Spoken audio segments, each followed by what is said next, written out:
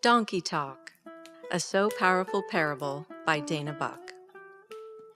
So Joseph also went up from the town of Nazareth in Galilee to Judea, to Bethlehem, the town of David, because he belonged to the house and line of David.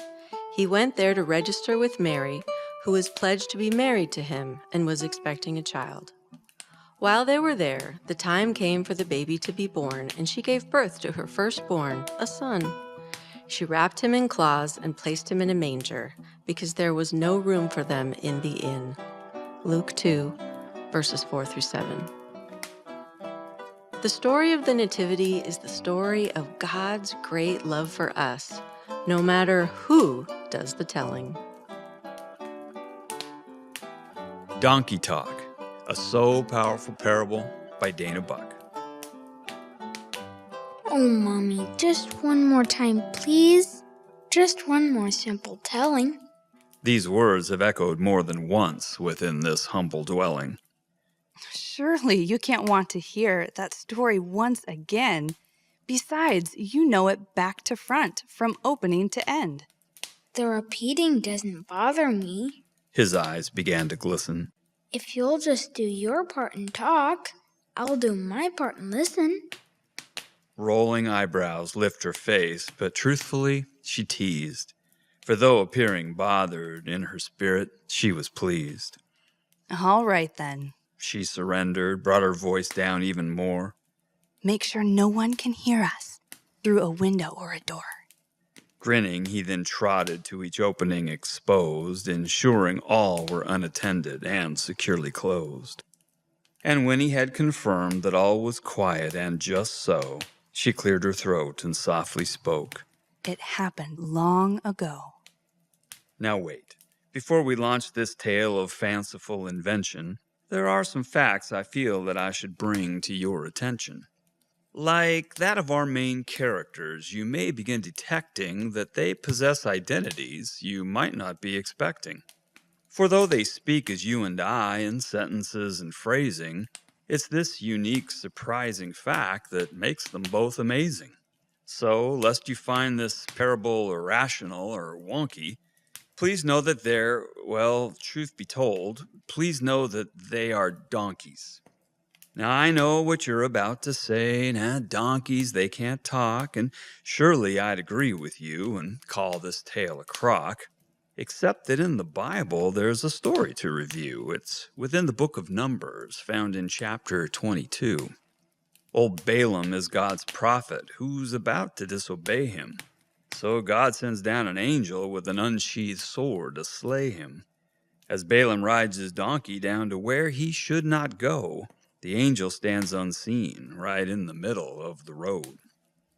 Though Balaam's eyes are blinded, his old donkey deftly spied him and swerved into a field just as the angel tried to smite him. Balaam didn't realize that he'd been clearly saved, and he beat his faithful donkey, thinking he'd been disobeyed.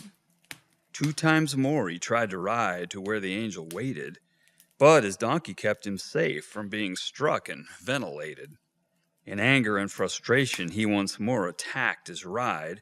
It was then that God delivered a rebuke and a surprise. Why do you keep hitting me? What outcome are you seeking? And surely Balaam listened, for it was his donkey speaking. I'm irritated that you won't proceed as you're directed. The angel with the deadly sword still hadn't been detected. Then Balaam's eyes were opened, for he saw the winged assassin, and understood then why his donkey undermined his passing. He on the spot repented, garnered what God had to teach, and the donkey? God rewarded him and let him keep his speech. Not only he, but all his progeny, his donkey kin, could talk and laugh and carry on discussions just like him. From parents down to siblings over many generations, these beasts of burden guard their aptitude for conversations. And so we come full circle to the mother and her son, and the legendary saga that she's barely just begun. It happened long ago, She said in low and earnest breath. when my master had just settled in the town of Nazareth. Bringing with him tools that hammer, measure, saw, and chop, he labored as a carpenter and opened up a shop. I was very happy and just followed him around, to his job sites, to the synagogue, or just shopping in the town. Life was going smoothly, like a ship with filling sails, when all at once my master seemed to run right off the rails. He developed trouble sleeping, he had no interest in his food, walked around distracted in a foggy, dreamy mood. I recognized this malady that he was a victim of. The poor man had succumbed and fallen hopelessly in love. She was our local neighbor, and my master, he would tarry at the well when he would see that drawing water there was Mary. She was quite a beauty. Although young, her heart was dosed with a gentle, loving spirit, much more deeply set than most. She used to give me water and then scratch behind my ears. Her laughter would dispel the blues and dry up all your tears. So, is it any wonder my man felt his heart unfurl for this charming, comely maiden, not 2 steps beyond a girl? In good time, my master, like an animal uncaged, felt his life had blossomed when these two became engaged. I'd hear him say he loved her, praise and compliments conveying, and all the time he never guessed I knew what he was saying. Were ever there 2 people more completely lost in bliss? Then all at once their joy collapsed into a dark abyss.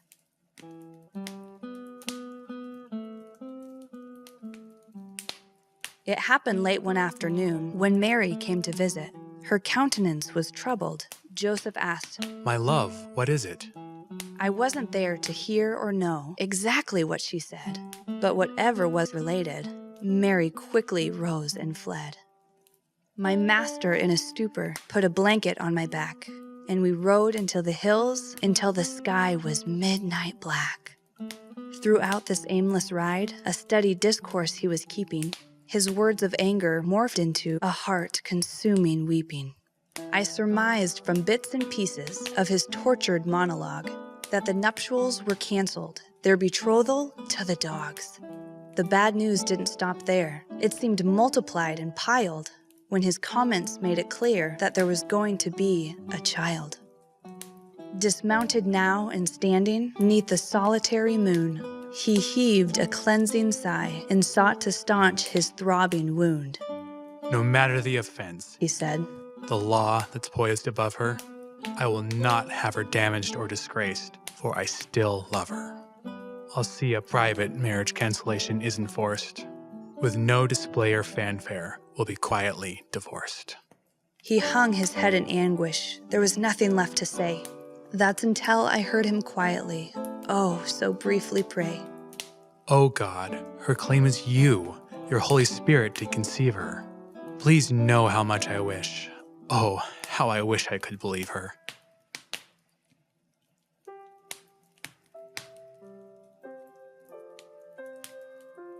After this, our home was as depressing as a tomb, for my master only worked and then sat morosely in his room.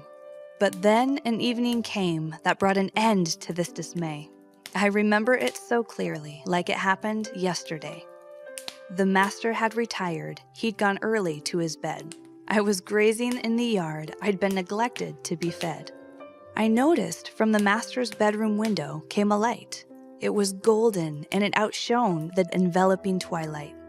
I was spurred by curiosity, so with my donkey nose, I then gently nudged the shutter, which was only partway closed.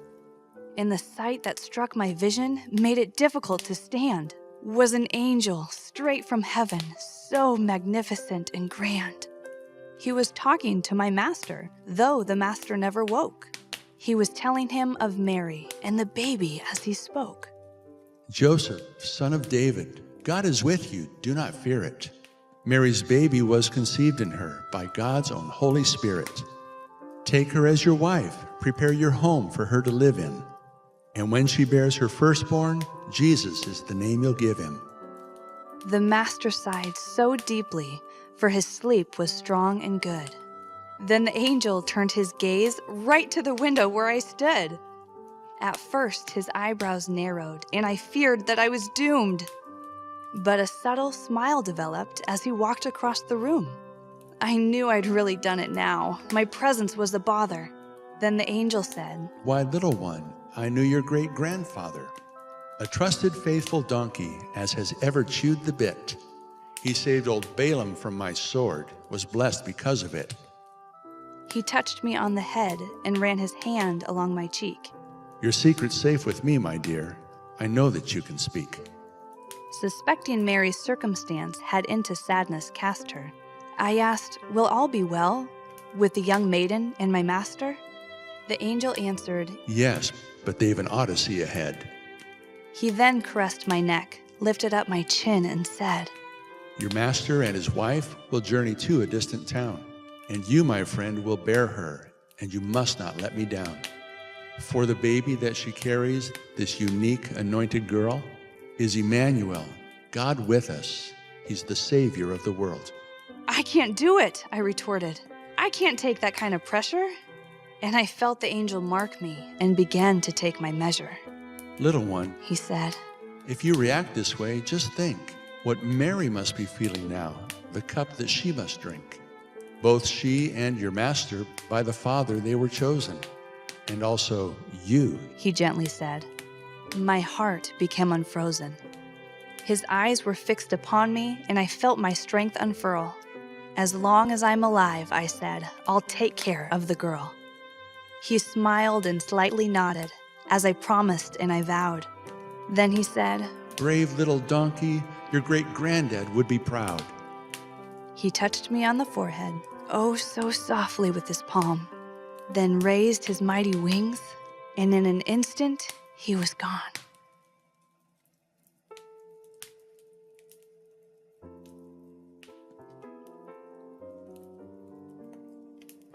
Well, things around the house seemed gathered in a whirlwind, with the master and his lady back together once again. My master cherished Mary with the selfless love he plied her, always watchful, always caring, as the baby grew inside her. Then the laughter in our home, the sweetest sound I've ever heard, went suddenly awry due to a simple single word. Chaos and confusion, all the trouble now condenses around something I'd not heard before. It's something called a census. Whatever that expression is, it made our peace unravel, and clearly now the three of us were going to have to travel. From Nazareth to Bethlehem, a journey fraught with trials, and all of it by donkey, just about 100 miles. My master's greatest worry and my overwhelming fear was the wear and tear on Mary, whose delivery time was near. My saddle overflowed with pillows, blankets, throws, and quilts, just to try and somehow cushion all the bounces, bumps, and tilts. Every step I took in earnest, each traverse I made with care, thinking always of the holy, precious cargo that I bear. Then climbing up a hillside, curving slowly round a bend, we finally reached the outskirts of the town of Bethlehem. With a village full of travelers, lodging prospects looked forsaken, for the rooms at all the hostels, inns, and taverns had been taken. At the final habitation at the far end of the town, my master sought the innkeeper, who flatly turned him down. As he and Mary rested on a bench, he looked morose, for she whispered as it darkened, Love, my time is getting close. It was then that I decided to get up and intervene, for my heart was fairly breaking at this melancholy scene. I'd seen the chubby innkeeper stroll over to his well, and I ambled that direction, so discreet he couldn't tell. I deftly faked some grazing with my head down in the grass, so he couldn't see my lips move when I spoke up and I asked, Are you happy with yourself? How will you sleep tonight, leaving that expectant couple helpless in their plight? Who said that? Who is talking? The surprised innkeeper said.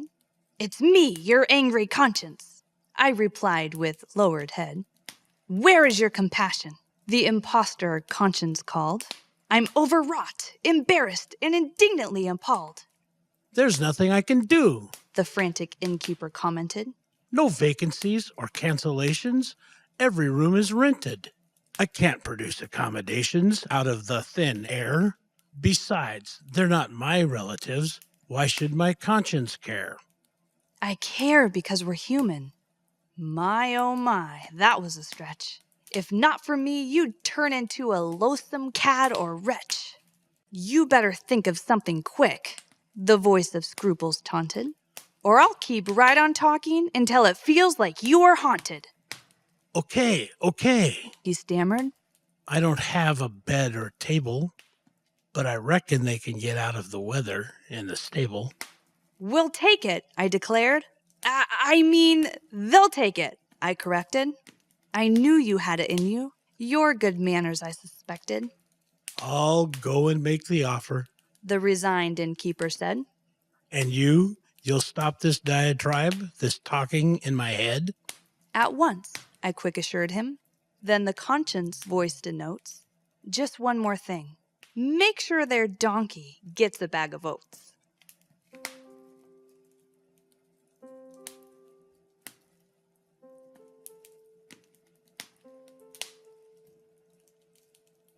Our shelter is as cozy as the couple now can make it. The straw and hay are perfect where my master smoothed and raked it. So we three settled down to our positions on the floor, when all at once a face was peeking through the creaking door. A woman with a steaming bucket, boiling like a broth, now rushed into the stable, bearing folded linen cloth. I'm married to the chubby lout who put you in this barn. He told me, but I just assumed he'd spun a whopping yarn. She kindly looked at Mary. Don't you fret or fuss, my daughter. I've done this many times. She then put down the pail of water. Mary was a trooper. Joseph never left her side, and it wasn't too much later that the little babe arrived. Turning to my little family, what an awesome sight. The woman had helped Mary wrap the baby clean and tight. Joseph brought a manger over, small, for little lambs, and Mary laid him in the fresh-cut straw with her own hands. Then kneeling by that humble cradle, serving as a bed. Your name is Jesus, Joseph sighed. just as the angel said. I'm leaving now, The woman said. but know you have my oath. I'll be back tomorrow morning with some breakfast for you both. Then at the door she paused and said a thing so odd, but right. The hopes and fears of all the years are met in thee tonight. Self-consciously she smiled, and nodding hurried out the door, and we were left in peace and quiet solitude once more.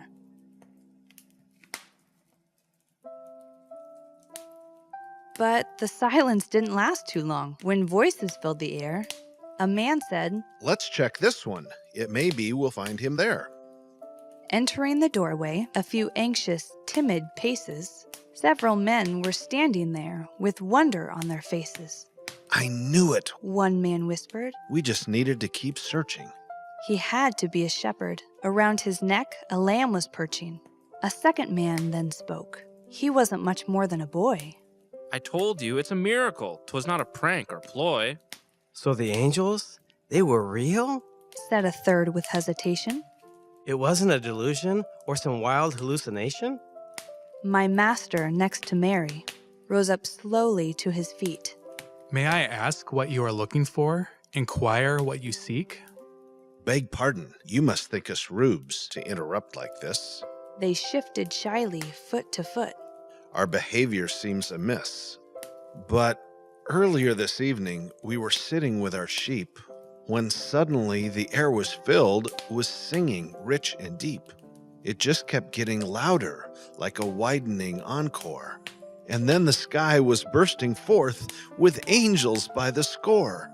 Their lyrics were amazing, beautiful from end to end, singing mostly peace on earth and also God's good will to men. Then one impressive angel separated from the throng. He spoke to us while all the others celebrate in song. He proclaimed that Christ was given. He'd been born in Bethlehem, that we should leave our sheep and go at once in search of him. He said, "Look in a manger," which we thought was quite bizarre, but we scouted all the stables, and at last, well, here you are. My master listened calmly as the shepherd's story ends, then hugs them and pronounces, You are welcome, precious friends. Now gathered near the manger, Mary lifts him from the straw, and they gaze in awesome wonder, quiet reverence and awe. It was then the youngest shepherd, still astonished and inspired, said to Joseph, Can I ask, is that your donkey? He inquired. Why, yes, Replied my master. she's dependable and sure. Would you mind The shepherd prodded. if I went and petted her? Not at all. My master chuckles. This boy's innocence endears, She likes to scratch, said Mary. especially right behind her ears. He rose up from the circle just as gently as he could and walked back to the corner of the stable where I stood. He softly ran his hand upon the contours of my cheek. Then in a quiet whisper, this young man began to speak.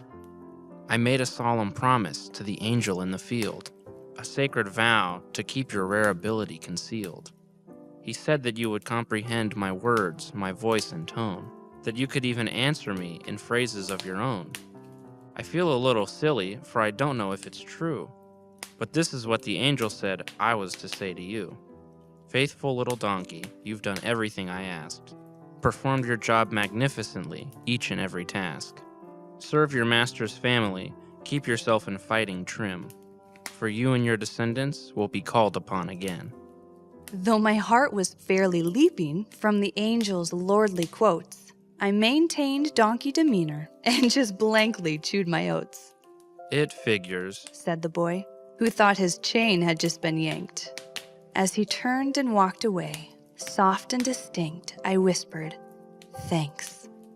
He froze there for a moment, but he never turned around, just shook his head and joined the others kneeling on the ground.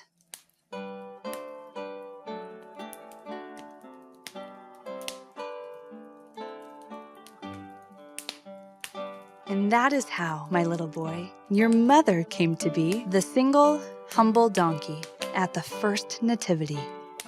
Oh, Mommy, please keep going, for you know there's more to spin.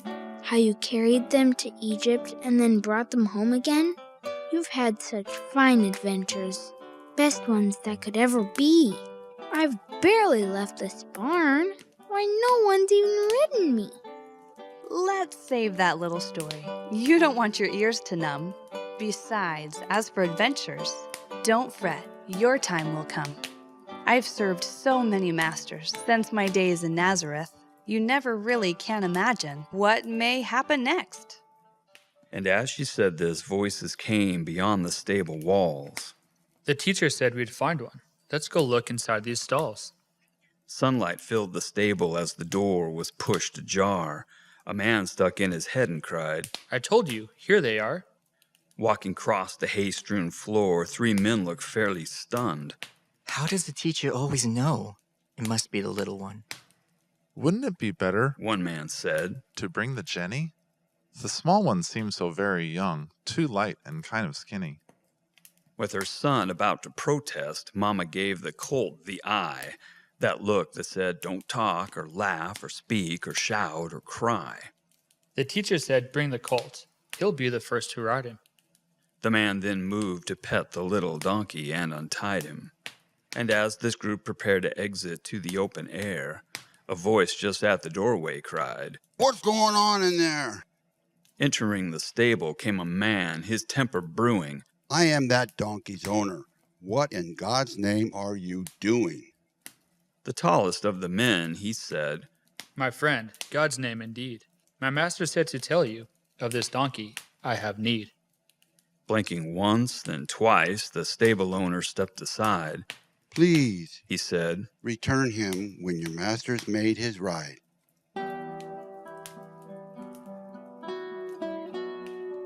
The little colt, he winked and trotted to his first indenture, as if to say, Mom, look at me. It's time for my adventure. His mother heard their words as they departed, growing dim. Now Jesus has a special ride into Jerusalem. Her eyes grew wet and misty. Wondrous feelings dart inside her. Then suddenly she's standing with the angel right beside her. Mother, He began. shall we indulge a little walk? I do so like your company. Let's stroll a while and talk.